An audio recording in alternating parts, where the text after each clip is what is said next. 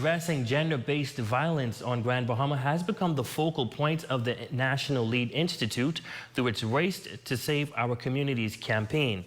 Jay Philippe has more in this report. President of the National Lead Institute, Troy Clark, sharing his take on the prevalence of gender-based violence in the Caribbean. Clark says the National Institute has launched its Race to Save Our Communities, Community School, and Gender-Based Violence Prevention Program on the island of Grand Bahama next month at 2 locations in the Freeport area and the 8 Mile Rock District.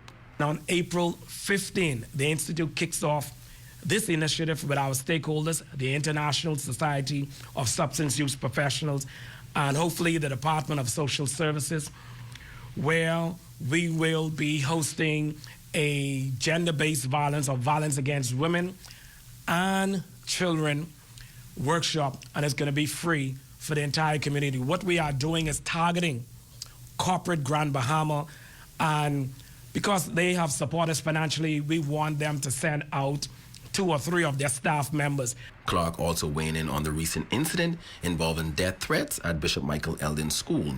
He says there are at-risk factors that may cause young persons in our communities to behave in such ways. These risk factors span all 5 social development sectors.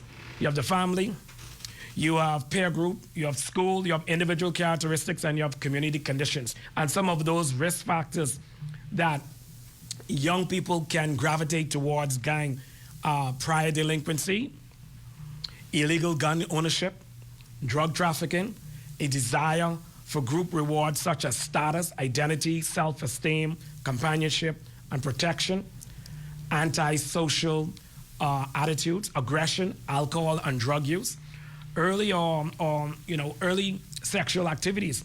Later in April, the Institute plans to provide facilitators certification training in basic counseling skills and crisis prevention for community stakeholders. The training will equip facilitators with the skills necessary to help reduce violence within our communities. Protective factors that I had to mitigate against those risk factors. I went to Sunday school. I attended Boys Brigades, Royal Ambassadors. I went to Sunday school.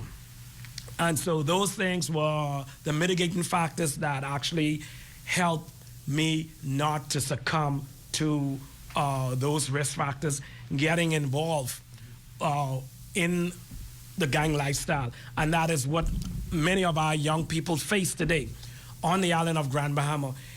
If we don't address the risk factors, single parenting, aggressiveness, early initiation of violent behaviors within the school, like we saw just the other day with threats. International Women's Day is celebrated annually on March 8th, and the Lead Institute is making it a focal point in the women's rights movement to bring attention to issues such as gender equality, reproductive rights, and violence and abuse against women. For the Bahamas Tonight, the Northern Edition, I'm Jay Philippe.